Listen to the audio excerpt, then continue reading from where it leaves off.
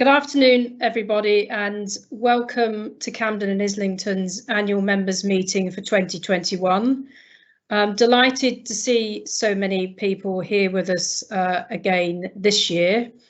Let me start by introducing myself. I'm Jackie Smith. I'm chair of the board and I'm also chair of the Council of Governors. And who could have imagined that we'd be doing this event again online this year? It seems only like yesterday that we were trialling this experiment last year for the annual members meeting, and it worked really, really well online. And so here we are, still in the pandemic and doing it again online. So it's great to see everyone.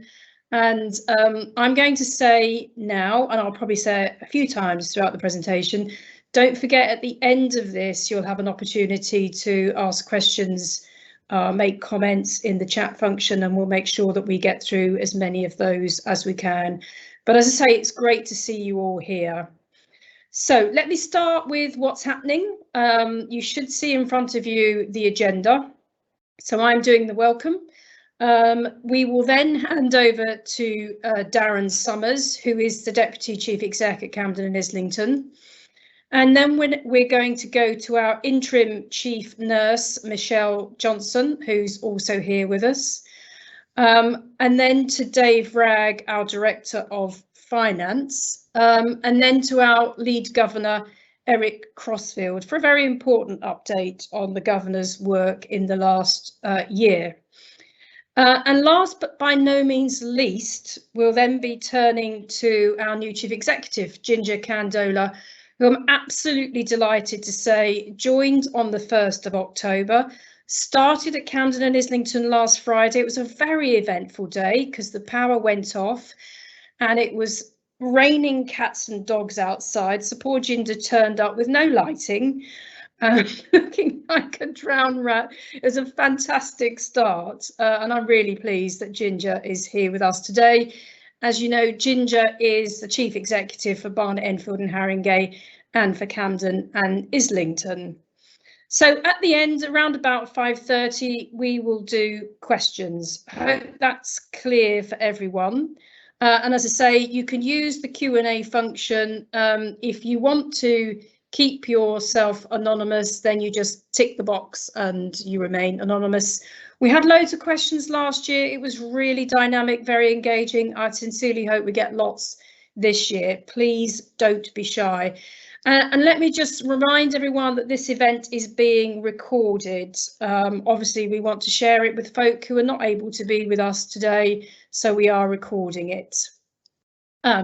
So let me turn now to the formal part of our business. And the purpose of this meeting is to present our annual report for 2020-2021.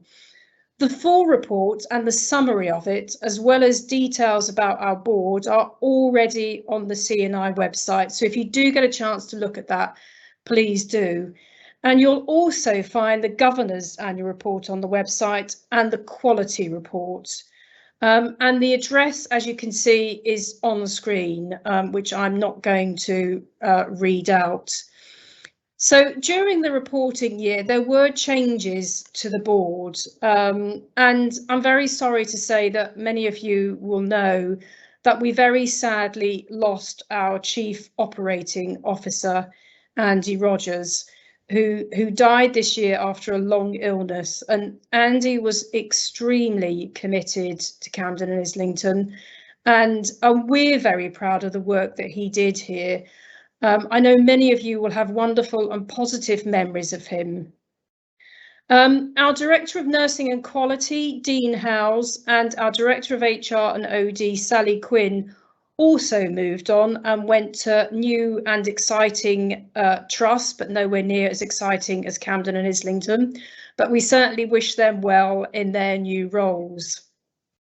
So we had new colleagues joining the board, and I hope that the staff listening to this event will have met them. Nigel Key, our New Zealander, is our interim Chief Operating Officer, and Nigel's been in the NHS a long time. I think he was at the Whittington and he's been in other places too.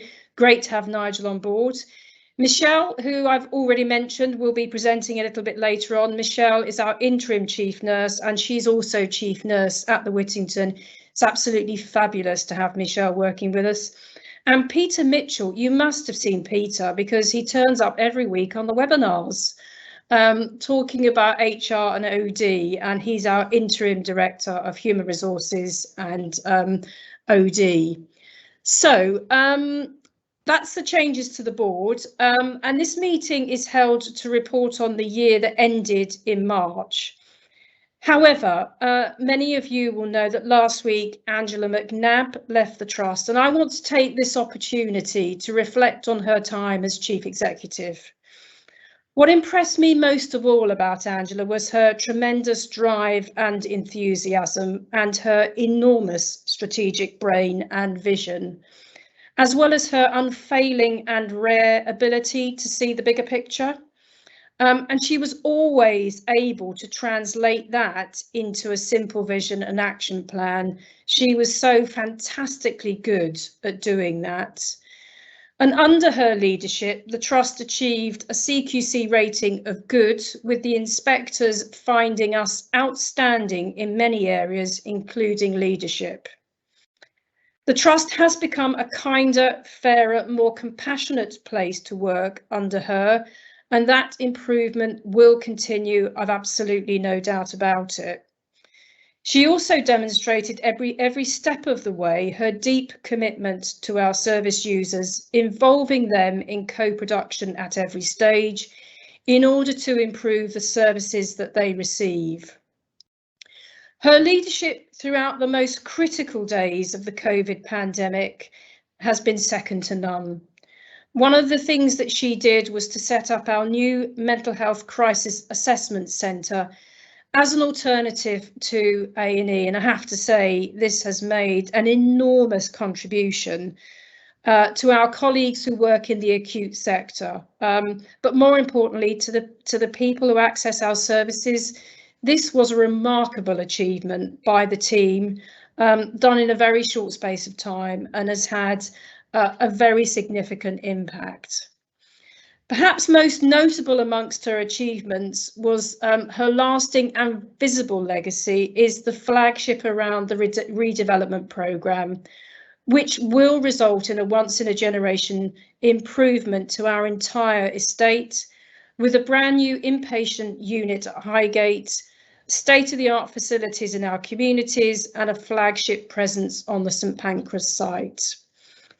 Now, I think you'll know that Angela's taken up a new role as the NHS London region, becoming the joint senior responsible officer for mental health across the capital.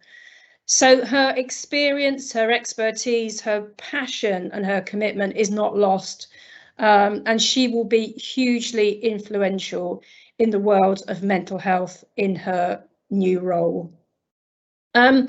You'll also know that my own role has changed in the last year. So I was chair of the Board of Directors and the Council of the Governors last year, and I'm now also chair at Barnet, Enfield and Haringey. And I started that on the 1st of April, and I'm absolutely delighted to be there. It's a fantastic opportunity to be working with the two most important mental health providers in North Central London, and it's really great. This also saw Jinjer Kandola becoming the chief executive of Camden and Islington, alongside her role, as I say, as CEO for Barnet, Enfield and Haringey. So as we say goodbye to Angela, we say hello to Jinjer, and I know many of you will have seen her on screen, and as I said earlier, she will be speaking later.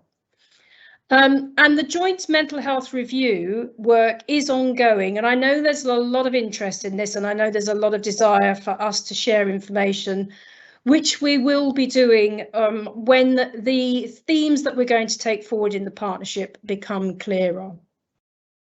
So other exciting things, and there's been a lot going on in the last year, let's face it, is that we've held elections for our governors, and this marks their formal appointment. So the slides show us our new and returning governors, and you can find out more about them on the website. And I'm sure you'll join me in welcoming our governors. I'm really, really pleased to see that we have new governors, we have some returning governors, and of course, we need to say goodbye to some governors who've been with us for a long time. So this year saw an unprecedented interest and excellent engagement from colleagues, with the highest number of nominations ever received and over 15% voting participation, which is very impressive.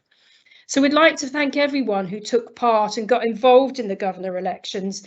And if I can just take this moment to give a shout out to my governance colleagues. So Christian, Mo, Martin, who've worked really, really hard in supporting governors, especially this year, but over the years. It's not easy bringing together new elections, and they've done a brilliant job, and I would like to say thank you to them.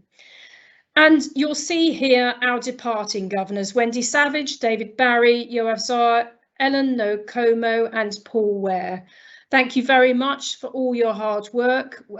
It's with great sadness that we say goodbye, and we really do appreciate all that you've done on behalf of the Trust and the interests of the communities. Now, I think that's it from me. So I'm going to hand over to Darren Summers, who's our Deputy Chief Executive, for a look back over 2020 and 2021. Thank you very much, and good evening, everyone. It's the nature of these events. I can't see everyone that's on the call, but I can see there's quite a lot of people that are attending tonight, and you're all very, very welcome. First of all, I just want to say thank you to everyone at the Trust and our partners for their work and dedication to our service users over what's been a very challenging year. It has been a year that's been dominated by the pandemic, and I think we all recognise that, and we're not out of that yet. I would like to pay particular thanks to all of the staff at CNI, and I would include in that and kind of recognise that increasingly when we talk about our staff, that does include some of our service users, as we've got an increasing number of peer workers and peer coaches, and also an increasing number of volunteers who have played an absolutely critical role in all of our services and keeping services running during the course of the pandemic. All of our staff showed tremendous commitment and dedication over the course of the last year. Many of our staff showed a lot of flexibility. We had to work in very different ways. Some were redeployed to work in other areas. This was really important to the Trust because we had to quickly make many changes. We opened, as Jackie has already mentioned, the Mental Health Crisis Assessment Service. We created a dedicated COVID ward. We had new infection control procedures, and we started and ran a big vaccination programme. At the same time, a lot of people had their own concerns outside of work. Many of us had family members who caught COVID. We had worries about our own and our family members' health and safety. And the flexibility and commitment of our staff really was second to none, and was truly inspiring. We do want to recognise that there were staff and service users who were among those that lost their lives to COVID-19, and our thoughts are with their families. We've tried to really ensure that we've emphasised a lot more staff well-being during the course of the pandemic. It's always been important to us, but again, it really brought it home to us, I think, how we need to try and look after our staff and support their well-being a lot more over the course of the last year. We have offered our staff COVID vaccinations, and we tried to assess all of our buildings to ensure they're COVID secure. We risk assessed all of our staff so we could understand their individual needs and ensure that they had tailored working conditions and tailored support to meet those needs. Because we're aware of the kind of wellbeing challenges, we've boosted and really created a new staff wellbeing team and worked with other partners. So we've tried to ensure that a range of resources have been made available.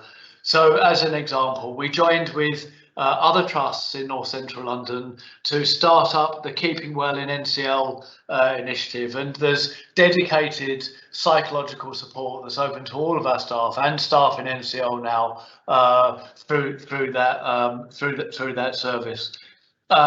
We're looking to renew our focus on wellbeing and continue that into the future, long after the pandemic is over.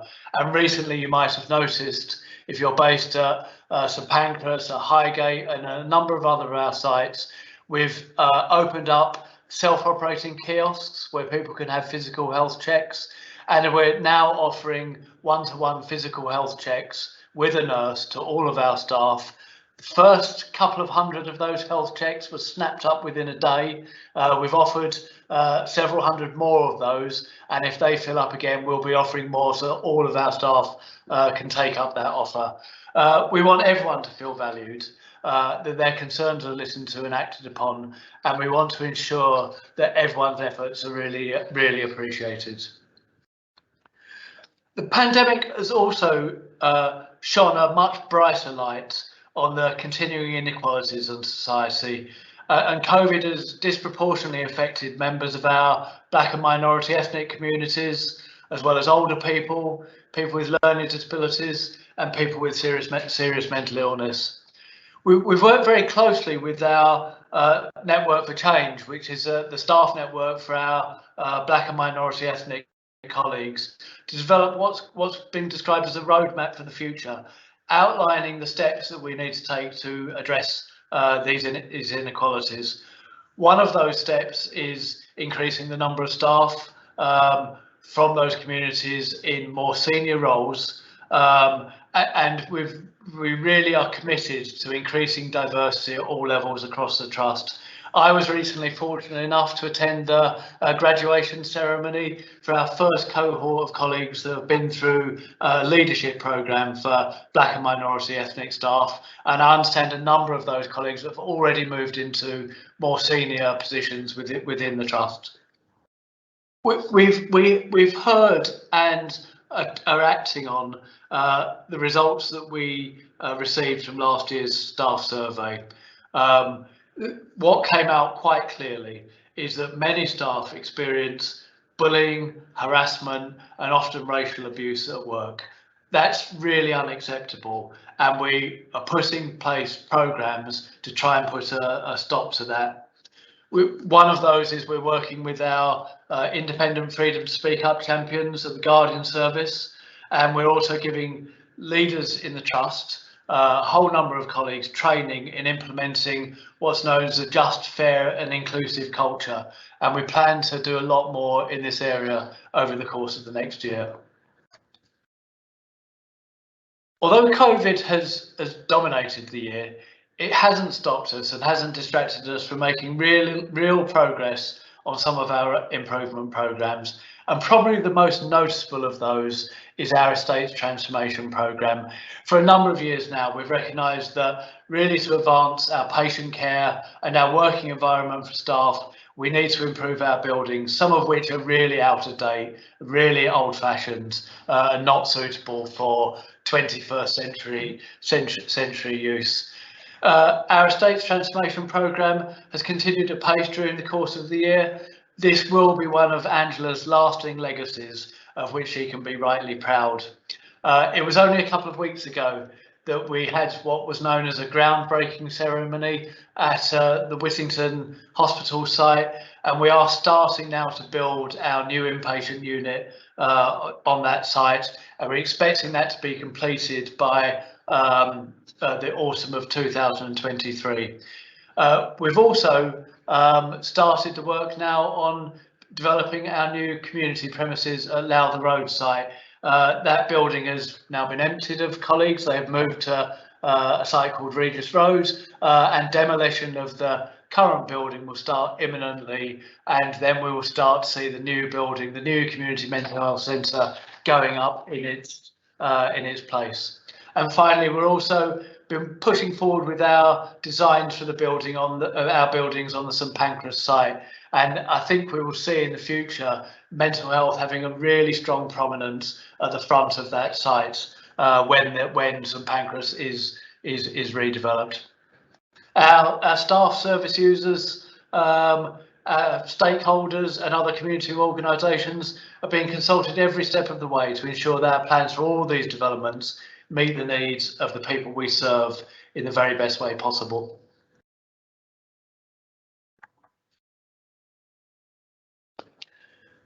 We've done a lot over the course of the last year to try and transform our digital infrastructure.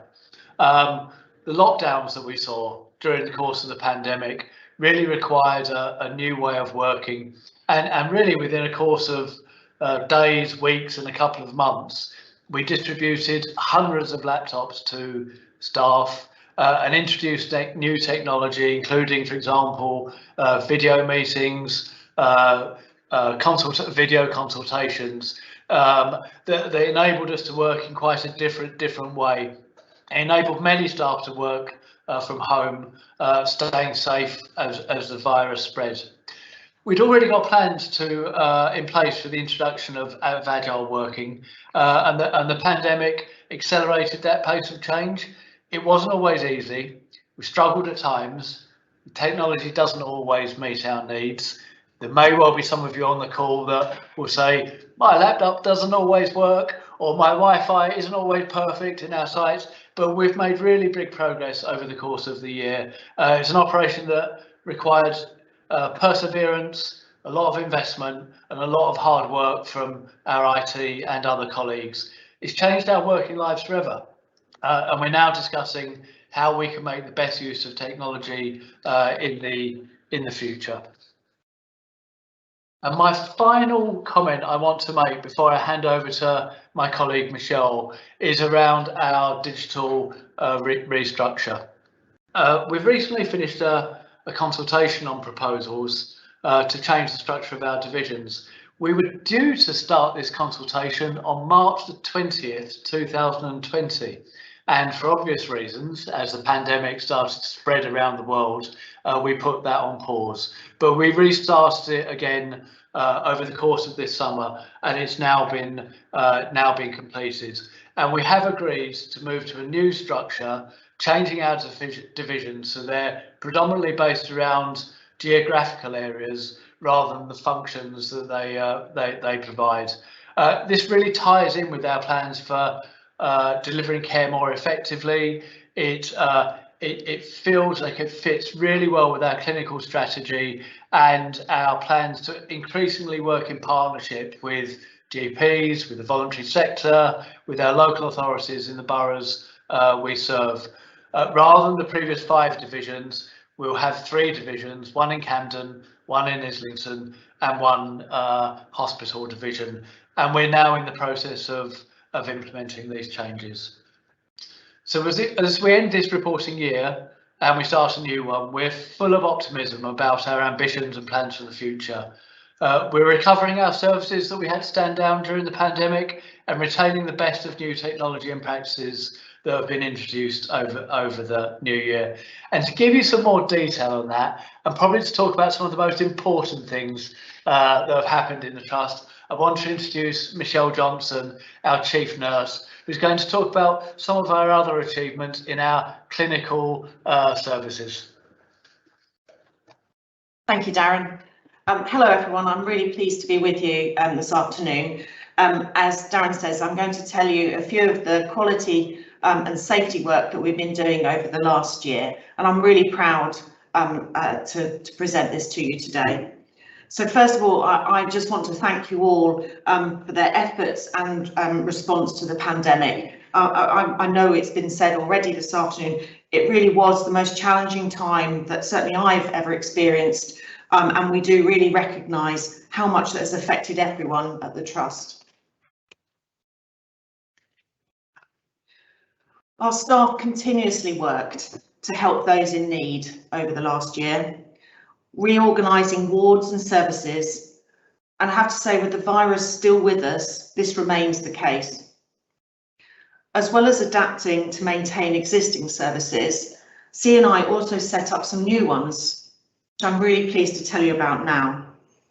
Firstly, our mental health crisis assessment service. It was set up in just 10 days, meaning that those in the most acute need could be seen at our St Pancras Hospital site rather than in busy A&E departments. The service was shortlisted for a Health Service Journal Award, and it's proved so effective it's recently expanded and moved into new premises. We also worked in partnership with other organisations, including Mind and Likewise, to set up the Camden Resilience Network. It ensured that we could meet the individual and holistic needs of vulnerable residents, both through providing support directly and by connecting them to other partners, including the voluntary sector. I'm also proud that this was also shortlisted for a HSJ award. When the first lockdown began, we also helped our local authorities in Camden and Islington to support our rough sleepers off the streets. And we set up a rapid prescribing service, which was commended and as one of the best models of practice for an NHS Parliamentary Award. Our community teams have also been incredibly busy to meet the needs of both existing service users and people who are new to us, sometimes needing mental health support for the first time because of the pressures they were experiencing during the pandemic and the lockdowns. There are so many other initiatives, too many to list really. It really was a case of everyone at CNI pulling together to ensure that we offered the best support for the people we cared for and for each other. I thought I'd tell you a little bit around community transformation, building on Darren's talk about Lowther Road and other community developments. The pandemic did bring many challenges, but absolutely we're looking ahead. And this is a really exciting time for CNI when we're making some major changes. Our community transformation programme reflects the goals of the NHS long-term plan. It's one of the most exciting developments I've certainly witnessed in my career in the NHS, with unprecedented investment and a real focus on working in partnership with others and supporting the whole person. It's also been backed by £25 million in funding over the next 3 years. And it will enable us to roll out a system where multidisciplinary teams of experts work in primary care networks. We've already seen our clinicians based alongside GPs, social workers, voluntary groups and other health and care providers in our new community mental health centres, offering wraparound holistic care to our service users and the wider community. This will expand over the next 3 years. We want to help people before their condition becomes acute, avoiding the majority of them needing to go into hospital. I'd like to move to tell you about our Veterans Service, which I'm particularly proud of. It's continued to grow from strength to strength and has also been highly commended. We've been very busy making sure that our services get recognised with national awards, and it's a real credit to the teams that this was also highly commended. As well as working with veterans directly, this year we've collaborated with the charities Stoll, Walking with the Wounded and the Ripple Pond to launch a high intensity service to help former British Armed Forces personnel in need of urgent mental health care and treatment.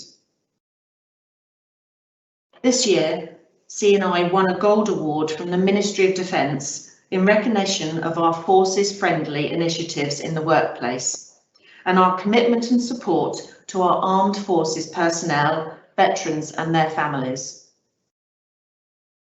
With the ongoing crisis in Afghanistan, there has been a national focus on supporting veterans, and we are very proud to be at the forefront of this important work. Our community services have also been helping refugees who have recently arrived in North London from Afghanistan, we're continuing to support them over the next months and into years, I'm sure. I'd like to move to research. The improvements we've been making are driven by research, which remains one of CNI's greatest strengths and a key priority. We have a strong programme led by clinical academics and we recruit well to studies. However, the past year has been incredibly challenging. At the beginning of the pandemic, most research was paused, with only studies that could be conducted remotely able to remain open. Despite this, CNI, we had 646 participants recruited to studies this year, and 233 of these were for the COVID-19 studies, which included one on the psychological impact of COVID-19, the clinical characterisation protocol for severe emerging infection.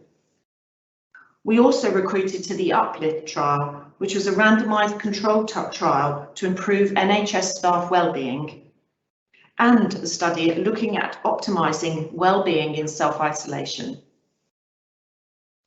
So despite these difficulties during the pandemic, there have been some very notable successes.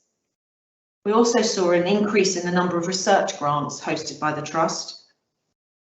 The Clinical Record Interactive Research database was refreshed, allowing staff and academics to carry out up-to-date research projects using de-identified data from clinical records, which is a huge step forward. And we started a research alliance with Barnet, Enfield, Haringey Mental Health Trust. We hope as the pandemic subsides, we can continue to step up our research still further. And I'm sure that will be hugely valuable, not only to the Trust, but also to the field of mental health care. Although the COVID pandemic is not over, we are already reflecting on how we handled it. And as an organisation, we want to learn for the future. We should all feel incredibly proud of our efforts over the last year and confident about the changes we're making for the future. Now I'd like to hand over to our Financial Director, Dave Ragg, who will talk us through our finances for the reporting year. Thank you. Thanks, Michelle. Good evening, everyone. I'd like to take you through the slides for the 2021 financial year. Expecting the slide will come up in a minute. Yeah, hi. So there we are. Executive summary for the evening is we submitted our accounts on time, the unaudited accounts to NHSI in May. We reported a small surplus, and I'll talk about the components a bit more in a moment, and that was in line with our plan and expectations. All of the audit certificates on the accounts are clear. There are two sets of certificates. They're basically the regularity certificates and true and fair certificates, which were provided by the auditors in June, and the value for money certificate in July, and they commended us highly on the working papers that we produced for them and the way the audit was managed. And the accounts and appropriate certificates have now travelled through all of the appropriate trust committees, the Audit and Risk Committee, the Council of Governors, the board, and now finally they come to this annual members meeting for approval, and they're within the annual report. Before we move on to the next slide, I'd like to say I'm really proud as well of the finance department who've done these accounts again for a second year, largely from home, in quite difficult times with COVID, and we've delivered a good result across the board, both in terms of quality of accounts, audit certification, and delivering the surplus that we plan to deliver. Moving on to a bit more detail now on the month 12 position. You can see the adjusted financial performance is a small surplus, and in some ways that shouldn't be a surprise to anybody. The system, the financial system for 2021 was designed to recognise under COVID there really was no mileage in having an NHS competitive system where money was moving around following patients. So what in fact happened was, as COVID emerged, block contracts were set for trust based on the expenditure they were incurring towards the back end of 1920. They were rolled forward into the new year, and also a system was set up to fund COVID expenditure that was directly attributed to the pandemic, and which was audited in a very close way by NHSI during the year and by the auditors at the end of the year. What's really interesting, I think, is worth mentioning is it's not so much the bottom line or the technical adjustments that occurred in respect of impairments. The most interesting thing is actually that the expenditure rose from 160 million in that column on the right, which are the 1920 figures, to 181 million in 2021, which is a very large increase in expenditure, the largest I've seen in this trust in a year, and I'm sure most other NHS trusts were experiencing the same thing as a result of the COVID pandemic. So our costs went up by 21 million, which is about 13%. 4.5 million of that was about pay, prices, and incremental drift. There was about 7 million was spent in year on directly meeting the cost of COVID, and that's about 4.5% of the increase. And most of that was on extra staff, bank and agency, extra shifts, but we also spent significant amounts of money on improving the cleaning regime, increasing security around buildings, and also for the setting up of the mental health crisis assessment service, which other speakers have talked about tonight. Other things started to happen too that were quite different from stuff we've experienced. There's a 0.7% increase on the expenditure was due to the fact of spending on personal protective equipment. And personal protective equipment, we went from spending a couple of 100,000 a year on that to spending about 1.4 million. And all of that was centrally supplied and delivered to us. We managed the storage and the issue of it within CNI, and that was charged into the accounts at the end of the year. The other thing that we noticed was that obviously as people were working to meet the pressures of COVID, that people were taking less of their annual leave. So at the end of the year, we had to make an accrual to reflect the fact that people were owed significantly more annual leave at the end of the year than they would have been in a normal year. And annual leave owed on average per member of staff increased by about 3 days, and we had to put 1.6 million into our accounts to reflect that, which is about 1% of our turnover. And on top of that, there was 4%, just over 6 million of real, what I think of as real growth in the position, because we'd started to develop services just prior to the pandemic taking off, and those services were things like the North Central London perinatal service, where CNI runs that service across the whole of the North Central London area, spending on the new health-based place of safety at Highgate, spending on developing community services, and on improving access to psychological therapies. So if we can move to the next slide, please. I mean, the most crucial thing about the key features, I think, I've just gone over most of them as I've talked about the expenditure movement. I think, though, it's worth saying that the pay went up quite dramatically as well. Of that 21 million, nearly 14 million of that was to do with factors to do with pay, and our staff went up by 88 whole-time equivalents across the whole year, but there was also significant increases in agency and temporary staff spend, and what I've also described around the annual leave accrual. Other things we did during the year, cost improvement programs were reduced quite significantly by the centre. There was a recognition that trusts wouldn't have to or wouldn't be able to bear a high efficiency target savings burden during the year. We in NCL agreed to do 1.5% in the second part of the year. Overall, though, we delivered 953,000 in savings during the year, and the major savings were around we reduced the level of outplacements we were doing, so that an experienced level of outsourcing of cases to the private sector dropped quite considerably, and we made well over £500,000 saving there, and that savings continued into this financial year at even higher levels of saving. Our capital charges reduced by about 180,000, and there were various other savings that meant we delivered the best part of £1 million in cost improvement programme.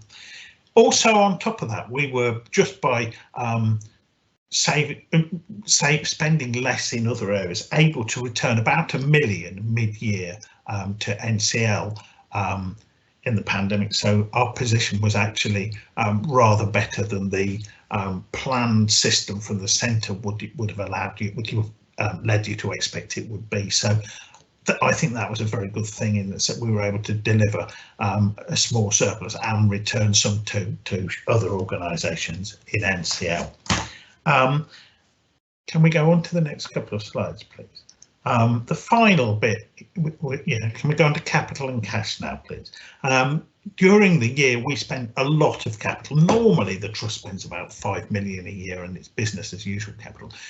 We spent £24 million in 2021.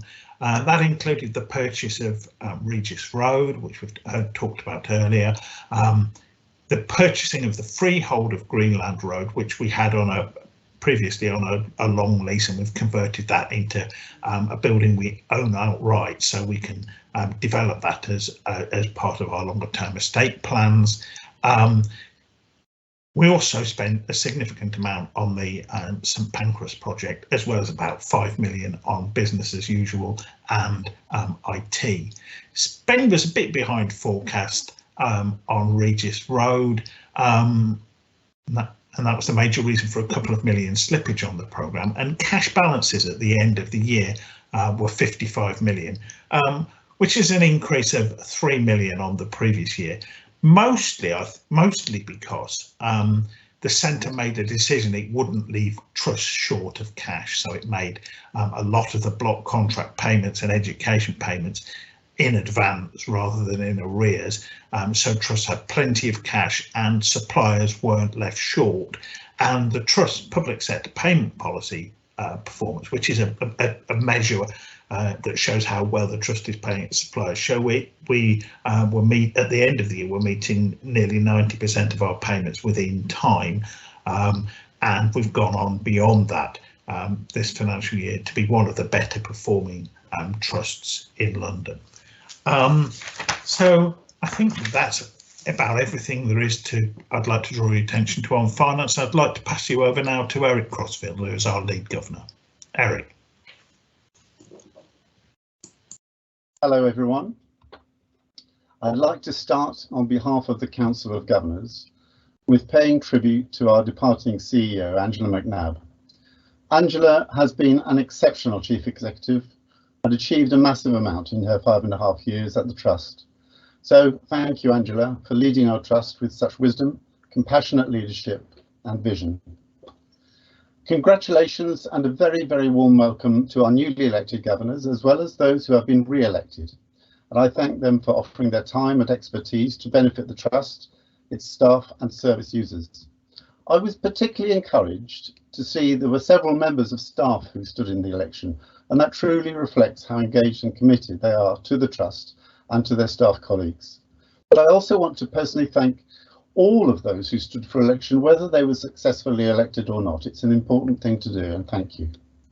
I'd also like to express my gratitude to those governors now stepping down or coming to the end of their term. I wish them all well for the future. It's a legal requirement for a foundation trust to have a Council of Governors, so the role is an important and valued one. And it is because it's a legal requirement the governors perform a range of statutory duties. I can give you some examples. We appoint the chair and the non-executive directors of the Trust, and we hold those non-executive directors to account for the performance of the whole Trust board. We do this by closely observing and seeking assurances about the board's activities and decisions. And that involves being a constructive, critical friend, asking questions, offering opinions and perspectives. We have other duties too. We approve the appointment of the Trust's Chief Executive Officer. We appoint the Trust's auditors. We jointly approve changes to the Trust's constitution. We approve requests for significant transactions, which has been important work as part of the C&I Estate Transformation Programme. But all of those duties, at the very heart of all of them, is that we represent the interests of members of the Trust as a whole, and that's staff and service users and the wider public, not only in our two boroughs, but also across London. In the past year, Council of Governors approved the plan for a chair in common with BEH, Barnet, Enfield and Haringey, our neighbouring trust in north central London, and we voted Jackie Smith into that role. And recently, with the joint mental health provider review underway, we approved the appointment of Jinjer Kandola as the CEO of C&I, and we warmly welcome and look forward to working with Jinjer.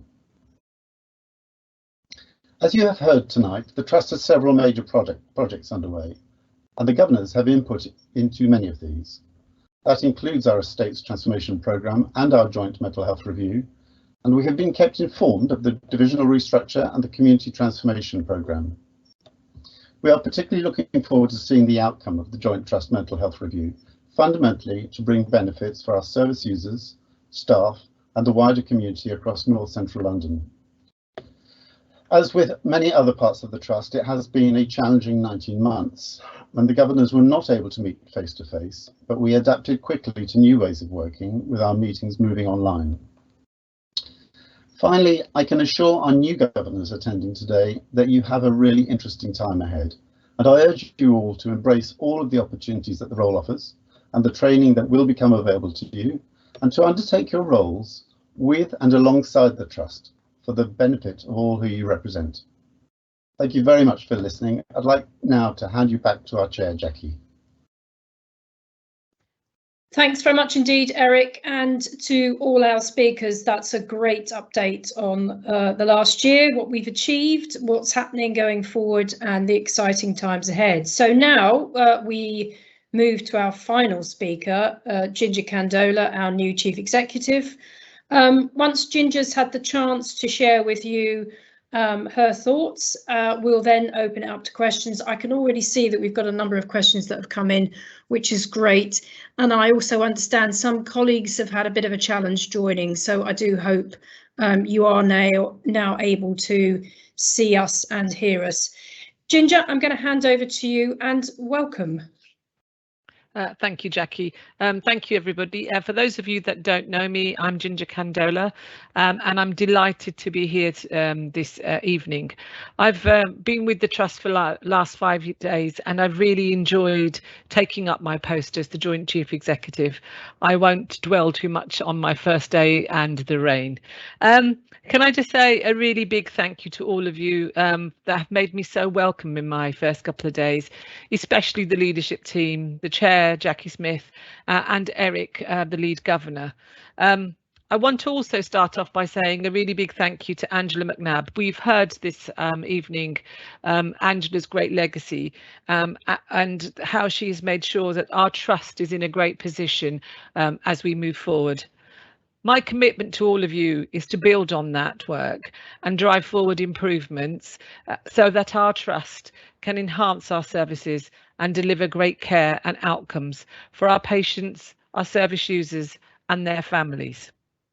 For me, the service user is at the heart of everything we do, and I often ask myself, if the work that we're doing isn't improving the service user experience, why do we do it?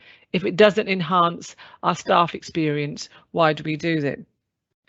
I'd like to just say, listening to the reporting year and all of the great achievements, any new chief executive would be really proud of the success and all the great work that was covered out during the COVID period.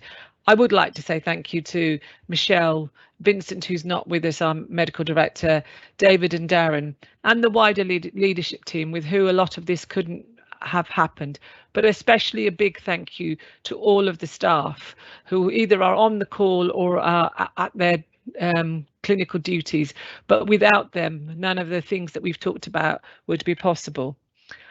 I am conscious of the time, but I will take a few minutes just to talk about the next year. So building on the work that you've heard, there are a few priorities that we will really push through. The development of the integrated community teams, Michelle touched on that. This is the single biggest change in mental health services since the formation of the community CMHTs, the community mental health teams. And the work there will really make a difference. It is about delivering local care for local people at neighbourhood with integrated services. We'll focus on improving our patient flow and the patient experience. We've touched a lot on culture this afternoon, particularly around the staff experience, focusing on inclusion, diversity, a just culture, where irrespective of your background, you're treated fairly, you're included, and you're able to make change to the way that you work. We will continue to drive that change in the year ahead. We also know that we have to do more work to reduce violence and aggression in our services, and develop the approach to suicide prevention and clinical risk, all of which is part of key pillars of our clinical strategy. We've touched briefly on the joint mental health review, and that work will continue in the year ahead. There are 4 aims for that mental health review that Jackie and myself are working on with the leadership team. It is about focusing on inequalities, reducing unwanted variations so that actually individuals get the same service across the piece, building a sustainable workforce model, touching on all the work that we've talked about around culture, inclusion, opportunity for growth and development. And it has one main aim about delivering better outcomes and care for our patients. You will receive regular updates on that as we go through that and have opportunities to be involved. And I will have opportunities as I settle in to come back to you and talk to you further. Finally, the thing that I wanted to touch on is, as we move on to the year ahead, all the work that we will focus on will be about improving our services. And you've heard great aspects of the work that we've done already and building on that, focusing on improving our estates. The St Pancras development is a really big deal for us. The changes that will make to services and the opportunity to have 21st century care delivered in 21st century environments is really important, and we will progress that. I've touched on our culture and our staff experience, and we will drive that, because without great staff, none of that will be achievable. So we will focus on that. And all of that is about delivering great care consistently for our patients. I've cut it really brief because I know, Jackie, there's lots of questions and we want to move on. So thank you very much. Jinjer, thank you very much. Really pleased that you're here, and I know everyone who's listening to this event will be delighted to have heard from you. That's great, Jinjer, and again, thanks to everyone of our speakers earlier. Now, we do have a number of questions that have come in. I'm really pleased to see that. If you do have questions out there, you're listening, don't forget to get your questions in, because we've got time. We'll get through as many as we can. So I will direct the questions at colleagues who I think are best placed to answer them, but if you want to hand them over to someone else, please do. So, Michelle, I'm going to start with you. We've got a couple of questions about COVID and how it's affected quality of care. So I'm going to put these ones to you, if I may. Someone has said, how has coronavirus affected quality of care? And what does it look like the lasting impact of COVID will be on the future service delivery at C&I? Michelle, can I ask you to answer those questions, please? Yeah, thank you. So in terms of quality of care, it has impacted on our quality of care. It's meant that at times we've had to ask our patients in our hospital wards to self-isolate, which is an incredibly hard thing for someone who is unwell to do. It's incredibly hard and a task for our staff to ensure that we can keep patients who have to self-isolate, how we keep them safe, how we keep them engaged in therapeutic work, as well as ensuring that we don't pass on the COVID infection to other patients and to other staff. So I think that absolutely has affected our quality of care, but we have worked incredibly hard to minimise that, to minimise any outbreaks so that patients don't acquire COVID in our care, and we continue to do that as we go forward. In terms of the lasting impact, I think that's for our community and population, the lasting impacts, as I mentioned, around not only the pandemic but lockdown. We've seen more people access mental health services, our primary care mental health services, our IAP services, who haven't needed mental health services before. And I think that's something that we're going to see for many months and years to come. So I think we're already sighted on that. We're reviewing what care we provide already, what we might need to change in the future. But I think there is a lasting impact that we still see to come. So I hope that answers the questions. Yeah, thank you very much, Michelle. Being frank about the challenges that staff have had, it's been such a difficult time, and inevitably there will have been an impact. Jinjer, I'm going to come to you with this question. You're probably thinking, oh, she's being mean already. I've been in the place 4 days and she's putting a question to me. But I think this is a question that applies to every NHS organisation. And this person has said, with all the thank yous to the NHS and staff being branded as heroes, how have staff found the year to be, and how have they been rewarded for putting patients and service delivery first? Thank you, Jackie. A great question.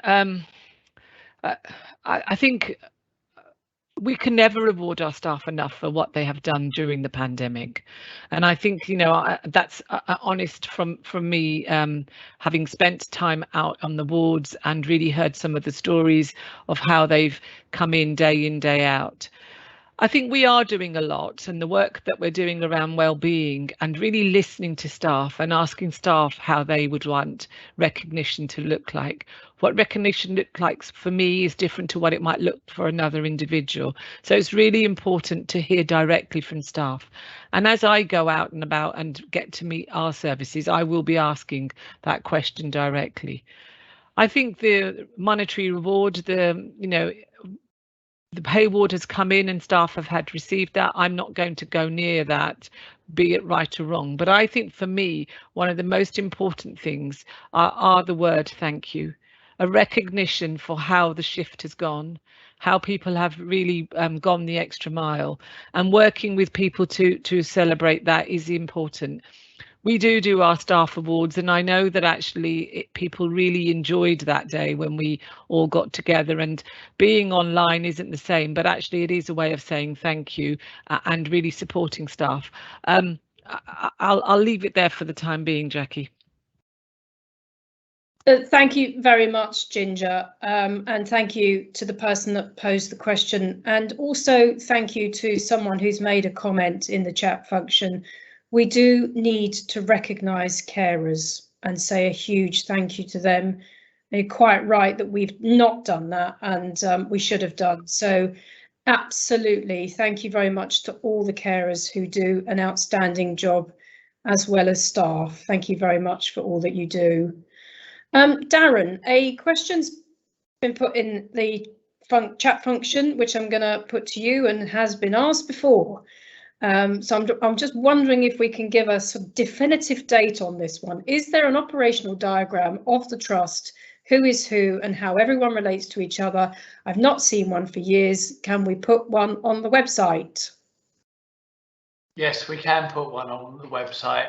We don't have one at the moment. There's been a lot of changes, and obviously the staff do change, people change, and structures have changed with the divisional structure that I mentioned. I've just actually asked colleagues today to start to put together that structure chart. So give us a couple of weeks and we'll make sure that's up on the website. Okay, folks, so you heard it, couple of weeks. That's right from Darren Summers' mouth. A couple of weeks and it will be on the website, folks. Okay, thank you very much to whoever posed that question. Jinjer, I'm going to answer this question, but I just want to be open about the fact that it's been asked. The joint chair and chief executive of both trusts, does that person receive 2 salaries? If not, as I expect, what savings are achieved by each trust? So thank you very much to who's ever asked this question. Just to be clear about it, I chair CNI and BEH. I'm paid in my role as chair for CNI. I am paid in my role as chair for BEH. I can confirm that Jinjer does not receive 2 chief exec salaries. She receives 1.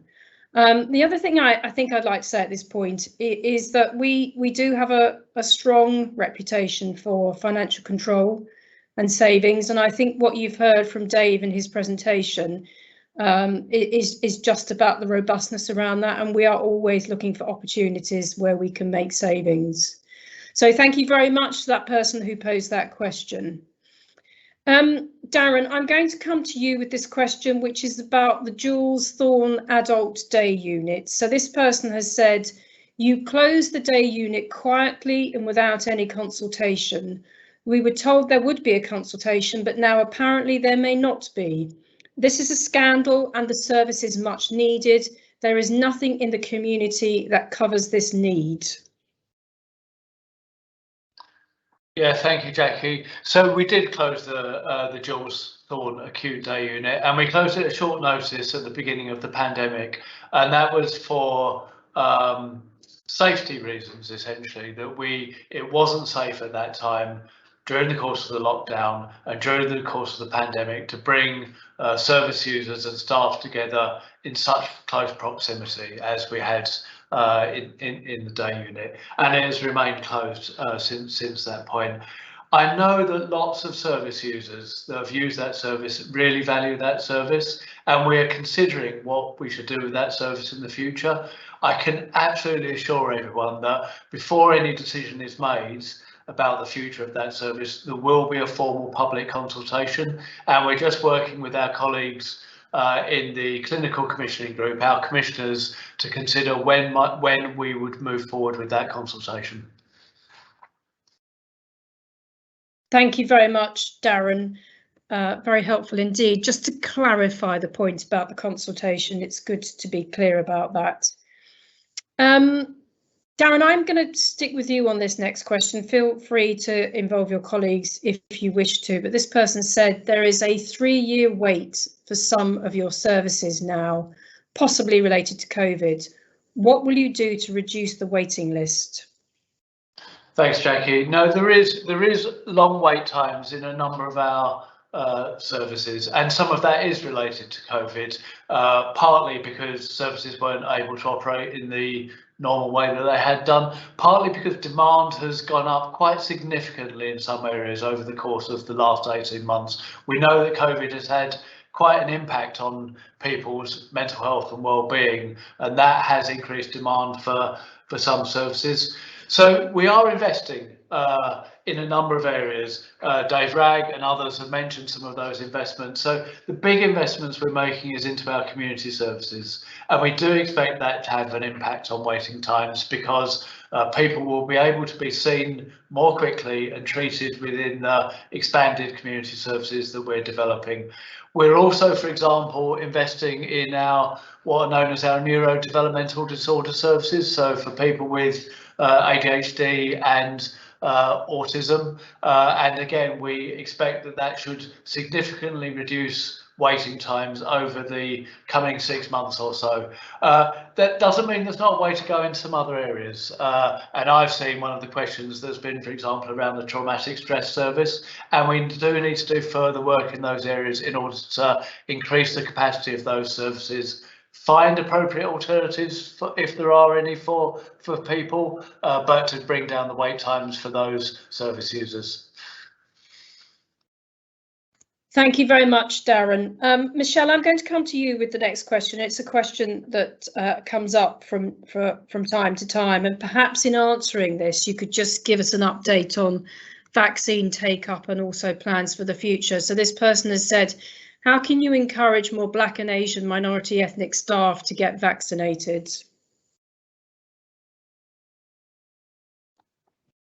Yeah, firstly, I'm really pleased to report we have vaccinated the vast majority of our staff, and that includes staff who are BAME. So I think I start in a good position with that. We did that through a number of ways. We had lots of webinars, so meetings like this or face-to-face meetings where we talked to staff. We had specialists come and talk about the vaccine. We had midwives, we had obstetricians come to talk about the vaccine and the impact for pregnant women and those breastfeeding. And we also had staff talk specifically around the risks of COVID to the population of Black, Asian, minority ethnic people, of which is significant. And we know that, and we've seen evidence that people are disproportionately affected by COVID if they come from a minority ethnic group. Therefore, we've given lots of information.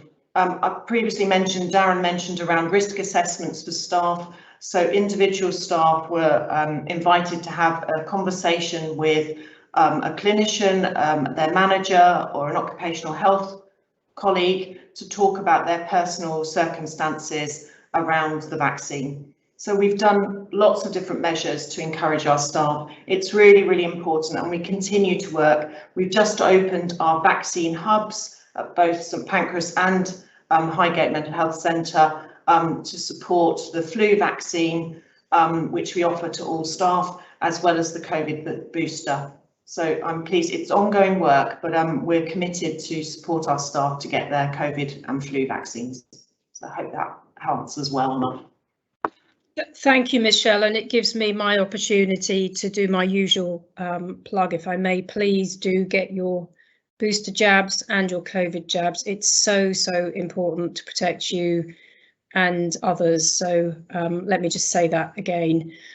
Darren, I'm going to come to you with this question. This person said, I'm worried about the drift of services northward. There is nothing left south of Euston Road anymore, and soon there will be nothing left south of Kentish Town. South Camden has been abandoned. So Jackie, I don't think that's entirely true. We have closed down some of our smaller buildings that we operated out of in some of the southern bits of both Islington and Camden, actually. But we have got plans, for example, to redevelop our site at Greenham Road and turn that into one of our major hubs for community mental health services in Camden. And we will be providing services for the foreseeable future on the St Pancras site, and again we hope to really make that a centre for mental health services. The other thing I would just add is we've mentioned a couple of times now that we're really expanding our community services. And we expect that they will be able to provide a better level of service to everyone in all of our boroughs. Now, they might not operate physically out of a base in all of the different bits of the borough, but they will, for example, be seeing service users, seeing people from local communities in local community centres, in GP practices, and in other places that hopefully will be really convenient and suitable for our service users to meet them. That's really very helpful, Darren. Thank you very much for clarifying the position. Dave, I'm going to come to you with this question, please. This person has said, why do you not have an environmental policy, and does it extend to your contractors? I hear that as part of estate's transformation plan, surplus furniture at St Pancras is just going to be put into skips and therefore no doubt into landfill. Yeah, I think where we are on that is we have recently taken to the Strategic Development Committee an initial draft of our green policy, which will be coming back to the board in due course. I can't remember exactly when. And we are now looking, obviously, at a lot more at better environmental focus in both of our supply chain and disposal policies. I am interested to hear about the we will need to look at whether, I certainly wouldn't want to skip every single piece of furniture in St Pancras, and we'll be looking at ways of not doing that, because if it's serviceable, then we should reuse it elsewhere in the estate, both for economic reasons and to stop it going into landfill. So that's a good point that I will definitely want to be following up, and the board will too. Yes, thank you very much to whoever posed that question. It's a really important point, and as Dave says, we did recently, or are about to, see a green policy at the Strategic Development Committee, and we need to think about our environmental credentials and priorities. So thank you very much for raising that.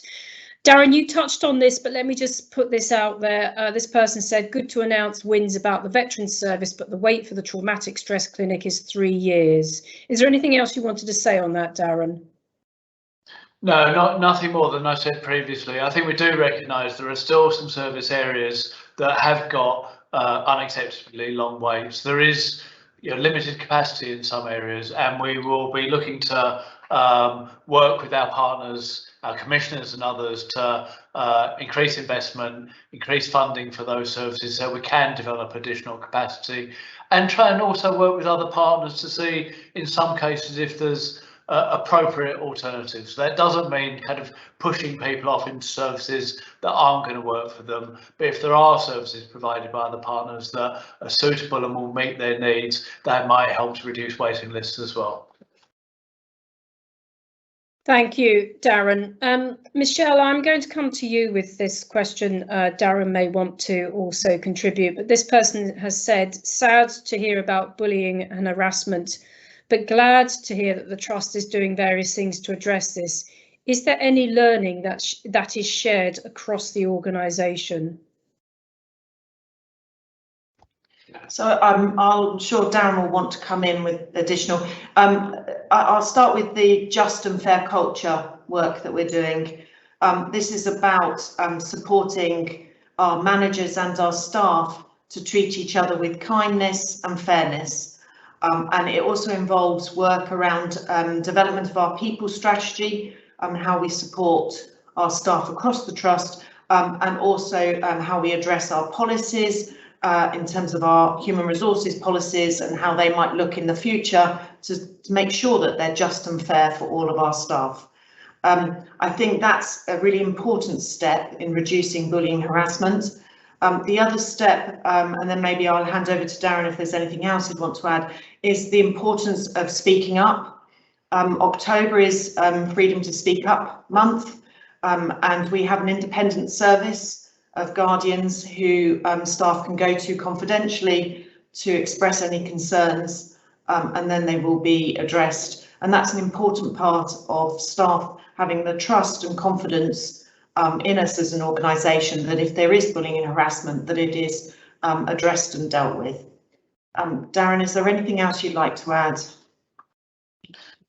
Yeah, thanks, Michelle. I mean, I think the point that you've made around the culture is really important. The Just, Fair and Inclusive Culture programme that we're just beginning with, we really hope that will kind of embed a new way that we all deal with each other, so that we all try to deal with each other and talk to each other with respect and fairness and kindness, and kind of those the kind of bullying attitudes, that kind of bullying and harassment that we have sometimes seen from managers to staff or one colleague to another are seen as really unacceptable in the future.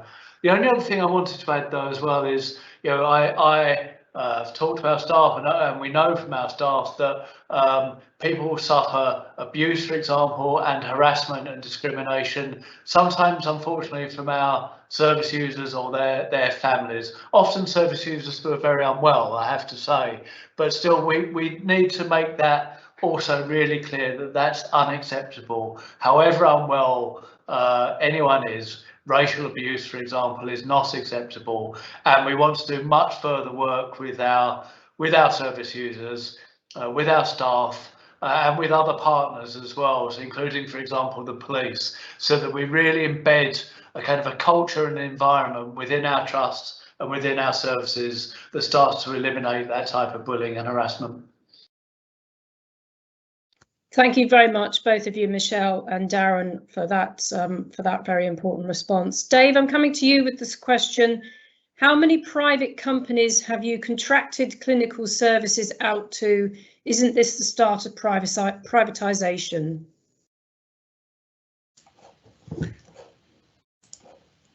I don't have the number of private companies we've contracted clinical services out to. The amount we contract out from C&I is relatively limited. We will buy outsourced care from providers of acute and long-term rehab when our beds are under pressure. And as I've reported earlier, those numbers have fallen quite dramatically during the COVID year. So our actual spend with private sector providers of acute and rehab beds is much lower. We get all of our pathology and imaging from NHS providers. We have started to spend more with voluntary sector partners to support the community developments and to support us through COVID.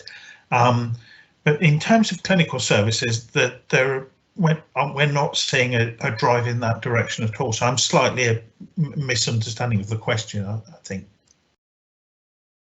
Thanks very much, Dave. Darren, I don't know if there's something that you said, but Angela Boone has provided a comment in the chat function. This person said, "What does the clinical interactive search mean?" And Angela has said, "This is the refreshed clinical record interactive search tool, which we use to track trends." So thank you very much for clarification on that, Angela. Darren, there's another comment here on the adult day unit, which I'm just going to read out. I'm not going to ask you to respond because your earlier answer was very clear. But this person said, "When are you going to reopen the adult day unit? It was the very best of services. It made a lasting difference, life-changing. Evidence supports use of adult day units. And you said research is important. So why did you close it? Madness." As I say, Darren, I'm not going to ask you to respond because you did give a very clear answer earlier, but I thought it was important to read out the comment that has been made. Michelle, can I come to you with this? I think you've partially answered this question, but let me put it to you. How did the COVID restrictions impact on waiting times for mental health, and was there a spike in acuity? So I think I've probably answered this in terms, we have certainly seen an increase in activity, but we've been monitoring this really closely over the last year or so, more than a year actually, since March last year. And actually at times we've seen less activity than we expected, and we have reviewed that, discussed that certainly as an executive team and with our divisional directors to consider why that is. You know, the population in Camden and Islington, was there changes? You know, we saw many students leaving the boroughs to go back to home destinations, but we have been monitoring that really closely. What we are seeing is the use of the mental health crisis assessment service has certainly seen an increase of people coming to that as an alternative to accident and emergency, which is a really positive step that we would like to encourage and support further. I think that probably, it's a varied picture, I would say. Thank you very much, Michelle. Darren, I'm going to come to you with this comment. This person has said, "Please employ staff who have a bit more life experience and common sense, especially if they are in contact with patients. It is a strain on other staff having to explain things to them all the time."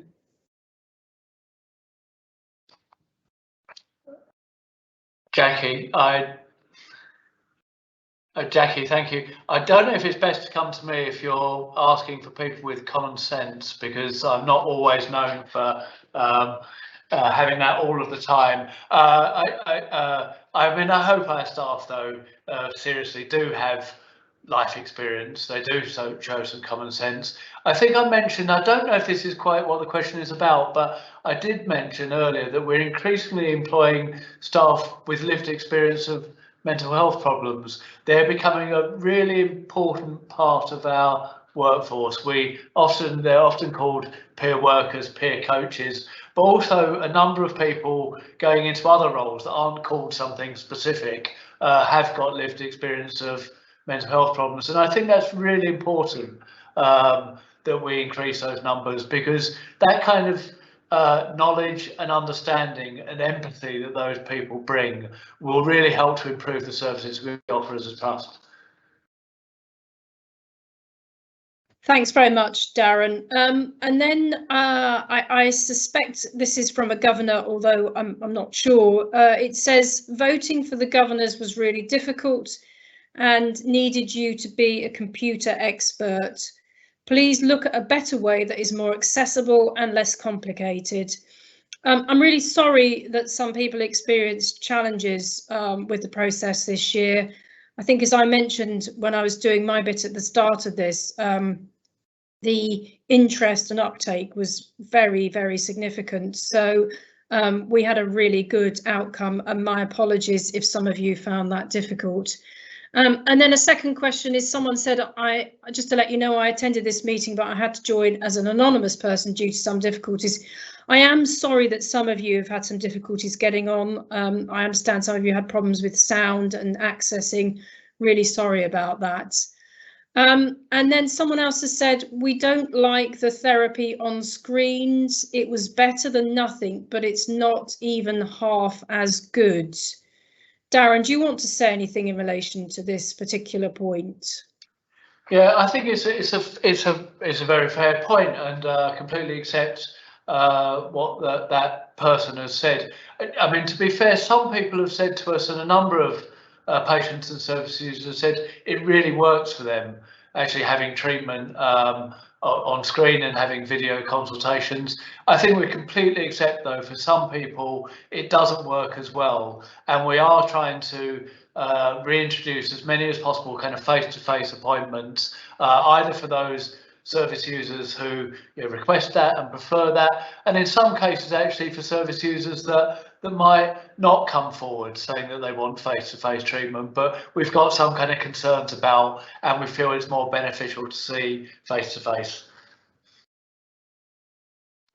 Thank you, Darren. And then Jinjer, a comment which I think it will be useful for us to bear in mind as part of the review, but it's also useful in other contexts. This person says, I keep hearing the mantra, reduce unwanted variations, but one size does not fit all. And unless you are a standard service user, you will lose out. Variation, bespoke approaches, choice and control, all needed. We're not generic.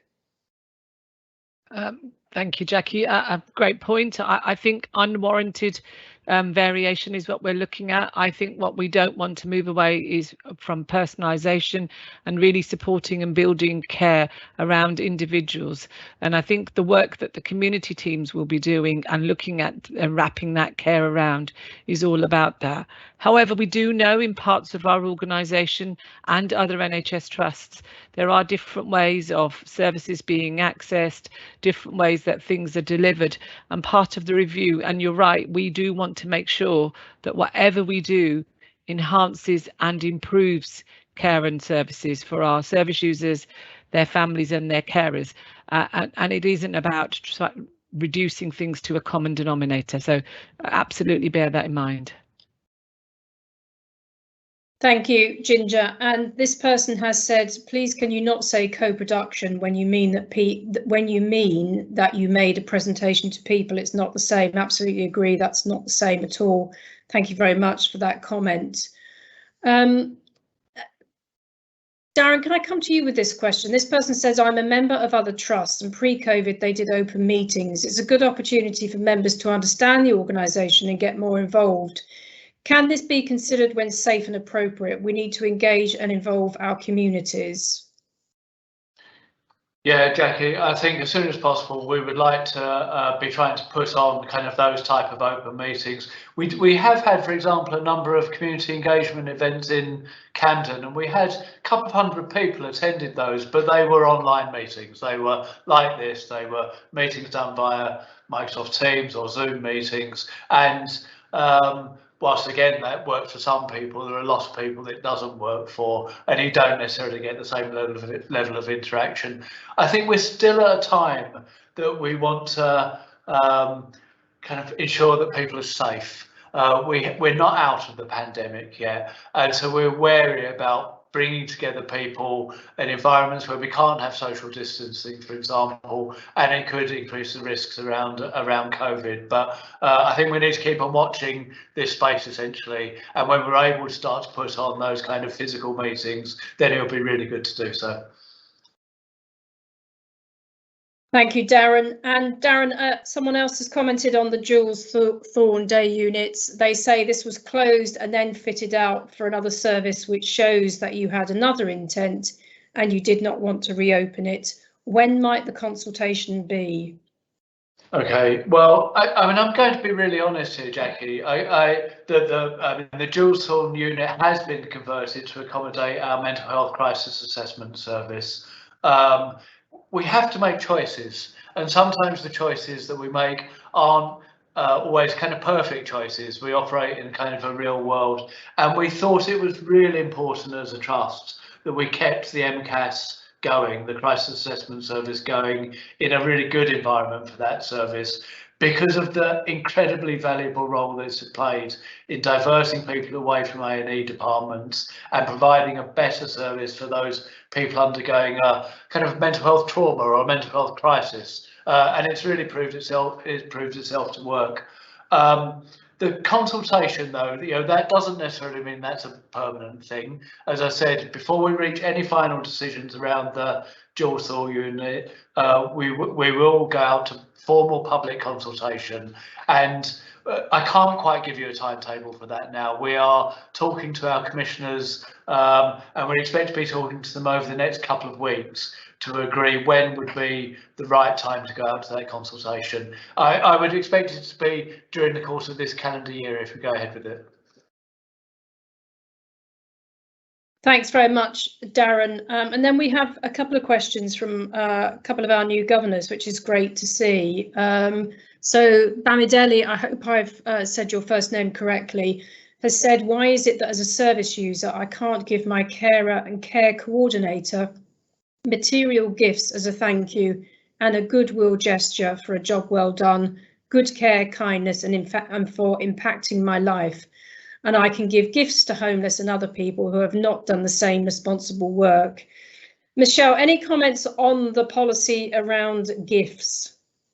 Oh, well, firstly, Bamidele, just thank you. What lovely feedback. And actually, I think if you say or write to your care coordinator or your carer exactly what you've written there, that will be a huge thank you. And I know will be hugely appreciated, as much as if material good gifts are given. We do have a clear policy on material gifts and donations to staff, and I just would reiterate that a thank you is as important as anything that you can give. But I'm happy if you would like more information, we can certainly give you that outside of the AGM. Thank you. Thanks very much, Michelle. And yes, thank you goes a very long way. And a question from Mitchell, who is also a new governor. Thank you, Mitchell. The question is, during my campaign as a governor, I observed that the crisis team staff hardly get breaks. I feel a staff cafe where they can relax for an hour will do a lot of good to their morale. Their workload does not even give them time for breaks and no good facilities for their breaks. During Darren's visit to the ward recently, the crisis teams were not considered. Please, can this be looked into? Darren, anything you want to say on this question or comment? Well, just to say, I mean, I was at the Highgate Mental Health Service on Monday night, and I did get a chance to meet most of our charge nurses on the ward, our bed managers and the senior site manager, and it was a really great meeting I had with them actually, and they gave a lot of feedback about what works, what doesn't work, what isn't working so well, that can really try and help us improve things for those colleagues. I didn't get a chance to meet the crisis teams when they were there, so let me make a pledge first of all to go back and meet some of our colleagues from the crisis teams. And then just the other thing to say is, in all of the new buildings that we're developing, one of the really important things will be good areas for staff, so good environment for staff, and we will be looking at cafes, rest areas, other things that make that a really good working environment for our colleagues. Thanks very much, Darren. That's really great to hear. Now I'm going to read out these next couple of comments. So someone has said, thank you for the commitment to the environment. An organisation that cares about the environment also cares about its people. It is a caring organisation. Thank you very much for those comments. And then this person has put, which I'm going to attempt to answer, and then I might ask Jinjer if she wants to comment. Thoughts on the appointment by the government of a top military chief to lead a review of NHS leadership to drive up efficiency and improve performance. We are told that it will also look at recruiting from the private sector into top NHS management jobs. Is this an indication that there is no trust in current NHS leadership? I don't think this is an indication that there is no trust in NHS leadership at all. I think what this is, and this is my own personal view, is it is the government trying to find ways in which someone might have ideas about significant demand, how to reduce waiting lists, because there is a huge amount of public concern and public pressure. And some of that public perception, particularly around GPs and what they do, is not accurate. So I think reviews of the NHS have happened in the past. They're not uncommon. I think what matters is, at the end of the day, taking forward recommendations that make a difference to the people who use our services and our staff. And those are the things that need to be borne in mind. But I really don't see this as no trust in the current NHS leadership. Jinjer, is anything you want to add? No, Jackie, I mean, I support your personal views, and they are very similar to mine. I think the other thing that I would add is just to reinforce what lies in front of the NHS and the government and the country as a whole is very different to what we've just been through in the last 3 to 4 years. So it's right and proper that we do think about innovation and new ideas, but it's also really important that we build on the great work that a number of the leaders have done, which they couldn't have done because you're on the shoulders of others, and that is really down to the hard work of our staff. So I think it's appropriate from time to time. I think there's quite a lot of politics that gets played out as part of it, but actually new ideas, being creative and thinking of how you lead the health service through the new era is really important. Thanks very much, Jinjer. Darren, there's a question for me and you, which I'm going to put to you and I'm going to put to me. Jackie and Darren, what keeps you awake at night, and where do you see our most significant risks? What keeps me awake at night is an interesting question. I guess we have a lot going on, but we also have a lot of opportunities. We're in this partnership to make life better for our service users and to create great opportunities for our staff. It's going to take a lot of work and a lot of commitment. And the thing I worry about is our staff, because they've been through the most intolerable 19-20 months, and yet still more is expected of them. So for me, it's how we can support our staff, how we can make sure that we're looking after their health and well-being, how we listen to their concerns and act on them. That's what I worry about. I could worry about other things, but at the end of the day, the people who work for us and for our service users are absolutely awesome, and we have to do our best by our staff. Darren, what keeps you awake at night apart from running marathons and not eating? Well, that's right. This week I did run the marathon on Sunday, and so this week my legs have been sore, and that's kept me awake sometimes. But I think more generally, we provide support in the trust, care and treatment for some of the most vulnerable people in society, and so that's just kind of top of my list, top of my mind all the time about, are we providing the best support that we can provide?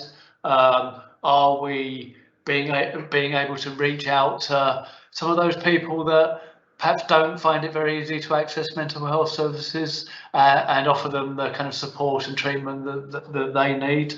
But I would also agree with you, Jackie, because I think that does worry me, the support we can provide to our local residents. But without our staff, we can't do anything. And so how do we really ensure that we look after our staff, that they have a good experience coming to work, that they can bring the best of themselves to work and use the fantastic skills that they've got to support our service users? That's probably what worries me the most. Thanks very much, Darren, and thank you to the person who asked that question. Darren, I'm going to stick with you with the next one. When will digital consultations go back to face-to-face? The journey to St Pancras gives me time to prepare myself, and on the way home I can wind down and leave all the trauma in the room. I want to have therapy in a clinical setting, not on a screen. Yeah, no, and I know we had another question along a similar theme earlier on. We are looking to try to reintroduce face-to-face treatment wherever we can and wherever it's appropriate, where service users feel that works best for them. As I said before, not everyone does feel the same. Actually, quite a number of people do tell us that they find it better to have video consultations, and it's more convenient for them. They can do it in their own home environment, for example, and that can work better for some people. What I would perhaps kind of ask is try and talk to the clinician that you work with and make that request as well to them, and we will do whatever we can to accommodate that and return to kind of face-to-face consultations. But just be patient with us as well. You know, we're not out of the pandemic. We still do operate, therefore, in some kind of restricted environments where we really need to think about infection control, and we're not able to deliver all of our services in exactly the same ways as we did before. So there may still be some limitations on what we can do and how we can go back to the kind of old way of doing things over the coming months. Thank you, Darren. Dave, I'm going to leave this with you. I'm not going to expect you to respond, but someone has said skips are filling up with furniture at the moment at Highgate. I'm sure we could find some way to recycle and reuse. Can I leave that with you, Dave? Yeah. Thank you. I don't know, Darren, whether this is one for you, but this person said, will the well reopen for spiritual users? It's being used for vaccinations at the moment. We need a quiet place to go and sit and contemplate. I wonder if we could just take that away and look into that, Jackie. I don't have an answer to hand now, but if perhaps the person who has asked that question could contact me. You can find my email address on our website or elsewhere, and then I'll get back to you around that. Yeah, thank you very much indeed for that question. We will come back to you. Michelle, excuse me, I must get a drink. Michelle, I'm going to come to you with this question, if I may. It's good that the Trust has moved to single-sex wards, which is much safer. Will they also commit to employing same-gender staff on these wards so that they are truly single-sex? I know Vincent opposes this because it is good for staff training, but it is not good for patient well-being if you feel unsafe. And it is well known that there has been unfortunate incidences in the past from staff who were dismissed and charged. Firstly, thank you for raising this really important topic within Camden, Islington and all trusts across the country. We have recently launched our sexual safety standards and the implementation of those. Vincent is our executive lead, working very closely with myself and other colleagues who are working not only to ensure that we're do the best with having single sex wards, but also how we deploy our staff. I can't give the guarantee that our staff, there will be single sex staff on the wards. It's part of a much bigger safety need to ensure that we have safe staffing across all the wards. But I would like to just emphasise the importance that we've placed on training our staff well about physical safety of our service users, emotional safety and sexual safety. And that's a big part of the work that we're doing now and will do into the near future. I'm also, it's important to note we have a really active and energetic working group around our sexual safety standards, around implementing the sexual safety standards, and that includes service users, and it's a group I chair, and we are considering really actively how we can make our service users feel as safe as possible, but also from a sexual safety, but also for their physical safety. It's a really important point, and maybe we can come back to it. I'm happy if the person would like to contact me and I can talk to them further. Thank you. Thank you very much, Michelle. Jinjer, I'm going to come to you with this question, if I may. This person has said, in 3 years' time, if we've done a good job at the Trust, what will be different for people experiencing mental health in Camden and Islington? Thank you. I think, can you hear me? Yeah, we can. Thank you. A great question. I think what would be different in 3 years' time if we've done our work job right, we will have great services in the local community. We will not be talking about crisis. We will be talking about prevention, well-being. We will be supporting our carers, their families, to make sure that we have holistic services. I think the other thing that we will be, if we do our job right, it's what's in our clinical strategy, all the great work that our clinicians have come together. And I did just want to pick something up about co-production. Actually, what we will be talking about is co-designed services, not a presentation, but services where individuals have come together with a lived experience, experts by experience, really making a difference. I think the other thing that one of our jobs will be to make sure that we do more to look after the physical health of individuals suffering with serious mental illness, so that the comorbidities are being addressed, and that actually we work to reduce stigma, so that mental health is on an equal footing with any other physical health service, and that individuals are getting great care. I hope that answers the question. Yeah, thank you very much indeed, Jinjer. That's really very helpful. So some comments in, folks, that I'm going to read out. Thanks very much to all speakers and Jackie. Your presentations and question answering have been very informative and helpful, and you're all looking very sharp. I'm not sure Darren is normally described as looking very sharp, but we'll go with that. Thank you very much indeed. And another person has put, thank you, Jackie, for airing some of these questions, which are quite tough. And well done to the attendees who are asking them. Absolutely, it's not about easy questions. It's about knowing how you feel and what's on your mind and airing it. That's what we want. Good to hear respect for lived experience from Darren. Thanks, Darren. I am a member of staff who has lived experience of mental health, and I have to say that the Trust values diversity. We have a way to go, but from my experience, it has been positive. Definitely more so than other organisations. Thank you very much for those comments, folks. Really appreciate it. And Darren, thank you to you. So again, Bamidele, one of our new governors, has said, Michelle, if I may put this to you, how do you deal with staff who abuse and rape female mental health patients on the wards? Thank you, Bamidele. We absolutely, there is zero tolerance for any concerns around sexual safeties, and we take every allegation very serious and investigate fully. Yeah, I think that's probably a robust, clear answer.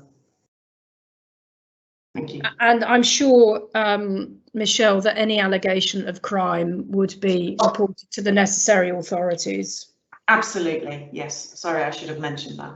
Not at all. Thank you very much. Dave, another one for you, if I can. Please, can the old IT that is outdated be wiped and made available on loan or sold, cheap to service users and staff? It is safer to securely wipe the data on site than to send it out to another company, and it's not difficult. They say it's so that they can make money, but it is easy. You could employ a dedicated person to do this. Circular economy, greener and safer. Dave. Yeah, our policy on this is when a device has reached the end of its life, we do shred the disk for safety purposes, because when we're not confident there is a way of safely wiping the disks and overwriting it. So at an end of a useful life, we do shred the disk, and therefore what's left of the machine is a machine without hard disk storage. So we are on the look. We've been on the lookout for some time for a safe way of reusing machines, but if it's had patient data on, the standard is that the disk needs to be destroyed, which renders the machine obsolete. Thanks very much, Dave. That's helpful clarification. But it's good to see that people are thinking about how we can protect the environment and think about recycling and reusing. So someone has said, I think I remember seeing on the agendas for board meetings that you have service user stories. I think this is brilliant and makes that invaluable link between ward and board. Yes, we do.